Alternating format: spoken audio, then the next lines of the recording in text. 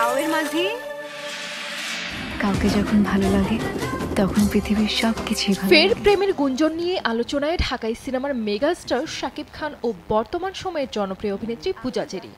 গলুই সিনেমাতে একসঙ্গে জুটি বেঁধে অভিনয় করেছিলেন তারা। সেই সময় থেকে তাদের প্রেমের গুঞ্জন চালু হয়, যদিও এরপর এই জুটিকে আর কোনো সিনেমাতে একসঙ্গে দেখা যায়নি।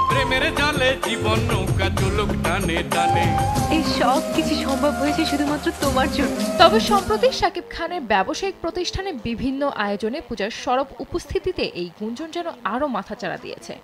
শাকিবের দরদ সিনেমার বিশেষ প্রদর্শনীতেও দেখা যায় তাকে।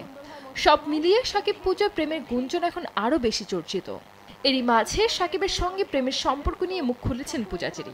ব্যক্তিগত সম্পর্কের কথা বলেন, আমাদের মধ্যে ভাবা এটা হবে না। এর আগেও ব্যক্তি জীবনে প্রেমের পর অপু বিশ্বাস ও শবনম বুবলিকে বিয়ে করেছিলেন চিত্রনায়ক শাকিব খান।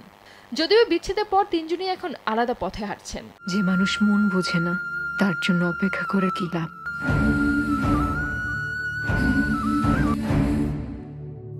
সংবাদ মাধ্যমে দেওয়া এক সাক্ষাৎকারে পূজা জানান, শাকিব খান এত সিনিয়র একজন ব্যক্তিত্ব, তার সঙ্গে প্রেম, এটা যারা বলেন তাদের নিজেদের লজ্জা থাকা উচিত।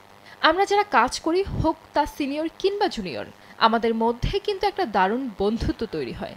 যদি শাকিব ভাইয়ের কথা বলি বা সিয়াম, রোশন, যাদের কথাই বলি না কেন, সবার সঙ্গে আমার কাজ হয়েছে। প্রত্যেকেই কাজের জায়গা থেকে আমার ভালো বন্ধু। শাকিব ভাইয়ের সঙ্গে এটা তো জীবনেও আসবে না।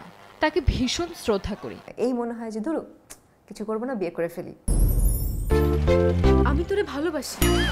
আমি জানতাম আমার সুজন আমার ভালোবাসা একদিন না একদিন ঠিকই বুঝবে। রায়হান রাফির পোড়ামন 2-তে অভিনয়ের মাধ্যমে আলোচনায় আসেন পূজা চেরি। এবার রাফির ব্ল্যাক মানি দিয়ে ওয়েব সিরিজে অভিষেক হয়েছে তার। বঙ্গতে মুক্তি পাওয়া সিরিজটিতে শায়লা চরিত্রে আবেদনময়ী রূপে ধরা দিয়েছেন তিনি।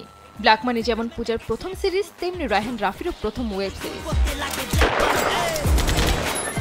অন্যদিকে শাকিব খান নিজের আসন্ন সিনেমা বরবাদের শুটিং নিয়ে বেশ ব্যস্ত রয়েছেন।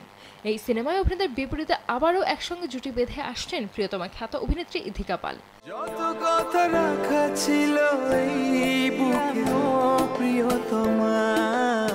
সঞ্জিত আক্তার, দেশ টিভি।